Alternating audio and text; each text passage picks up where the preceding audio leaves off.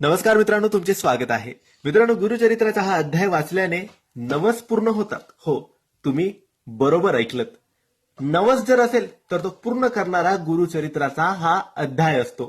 मित्रांनो, तुम्ही गुरुचरित्राचे चमत्कार ऐकले असतील, परंतु सगळ्यांनाच गुरुचरित्र पारायण करणे जमेल असं नसतं. कारण गुरुचरित्राचे खूप कठीण कडक नियम असतात.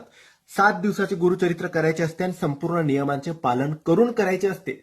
नियमांचे पालन करता येत नसेल तर गुरुचरित्र करायचे नाही असं सांगितलं जातं. कारण नियम हे खूप कठीण असतात. पण ज्या लोकांनी केले त्यांना त्याचे योग्य फळ सुद्धा मिळाले. ज्यांची इच्छा आहे त्यांनी नक्कीच संपूर्ण गुरुचरित्र करावे. पण या धावपळीच्या जीवनात, या धकाधकीच्या जीवनात प्रत्येक व्यक्तीला गुरुचरित्र करणं शक्य नसतं.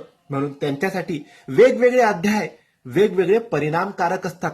वेगवेगळ्या अध्यायांचे वेगवेगळे लाभ मिळतात. तसाच एक अध्याय आहे. या अध्यायाने आपले नवस पूर्ण होतात, आपल्या मनातील इच्छा पूर्ण होते, जेही आपण मागू ते पूर्ण होतं. म्हणून हा अध्याय कोणत्याही दिवसापासून सुरू करा, पण ज्या दिवशी तुम्ही सुरू कराल त्या दिवशी तुम्ही तुमचा नवस बोला. तुम्हाला काय हवं आहे ते स्वामींकडे मागा आणि नंतर रोज सकाळी उठून अंघोळ करून हा अध्याय तुम्हाला वाचायचा आहे. आणि 1 महिना वाचा, 2 महिने वाचा, 3 महिने वाचा, 6 महिने वाचा किंवा कायम स्वरूपी वाचा, पण नक्की योग्य फळ तुम्हाला मिळणार म्हणजे मिळणार.